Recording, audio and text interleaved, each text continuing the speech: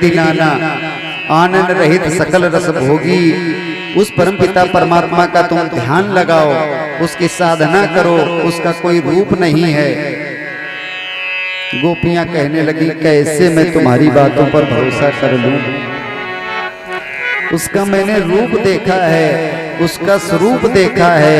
और कहते एक बार जिसे मन में बसा लो, अब कहीं तुम्हारे ज्ञान का मेरे अंदर जगह ही नहीं बची जहां तुम्हारा दिया हुआ ज्ञान हम रखें।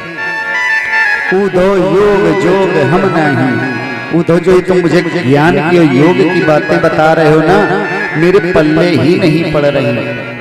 मेरी वाणी से तो केवल कृष्ण कृष्ण निकलता है, सोते हैं तो वही दिखता है, जगते हैं तो वही दिखता है।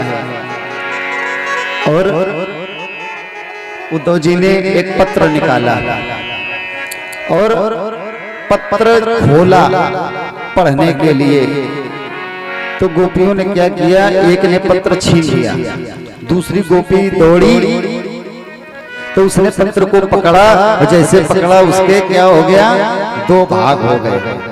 अन्य गोपियां गईं और उस पत्र पर झपट पड़ी कि हमें लगता है हमारे लिए कुछ लिखा होगा, ये जबरदस्ती उठा ली। ये बहुत जानती है कि हम ही को केवल प्रेम करते हैं, सबसे ज्यादा कन्हैया हमसे प्रेम करता था, मेरे लिए लिखा होगा। अब ऐसे करके सब गोपियों ने क्या किए कि उस पत्र के इतने इतने टुकड़े कर डाले, बिल्कुल छोटे छोटे टुकड़े हो गए। राधा रानी की कोई सुन नहीं रहा है, कह रही हैं कोई फाड़ो ना, पत्र को फाड़ो ना, पढ़ने दो उसमें लिखा क्या है आखिर। पत्र के टुकड़े टुकड़े हो गए। राधा रानी ने कहा अब तुम लोग अगर पढ़ चुके हो तो सब लोग ये टुकड़े हमें दे दो। राधा रानी ने अपना आंचल फैलाया, सबने उसमें अपना अपना टुकड़ा डाल दिया। राधा रानी ने एक एक अक्षर एक एक जोड़ा, कहां से कौन सा फटा हुआ है। और जब पढ़े तो आंखों में आंसू भर आए। आज पाती पढ़ के राधा जी के, पाती पढ़ के राधा जी के बरसे ऐसे नैन की मानो यमुना में बाढ़ आ गई। हो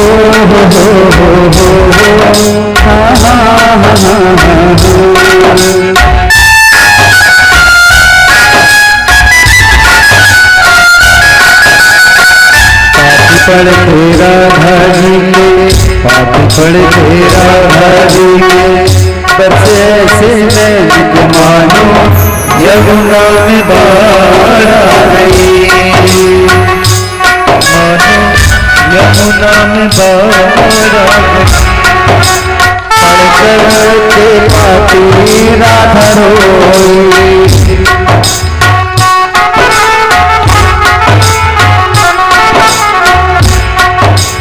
मैं उनकी निंदिया हाय खोई।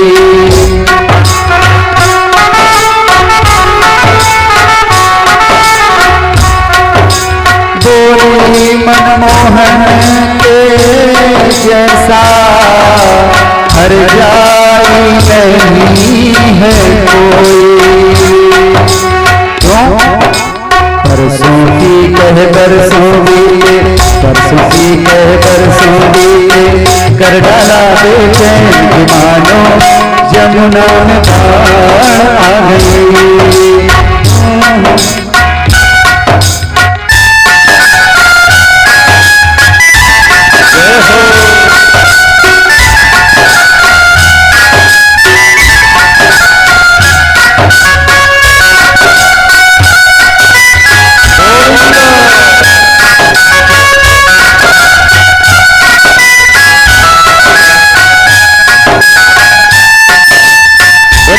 भगवान की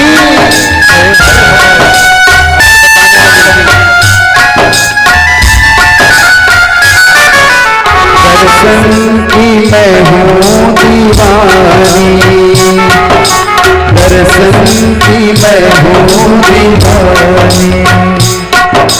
सूरत कान्हा की मन भावनी।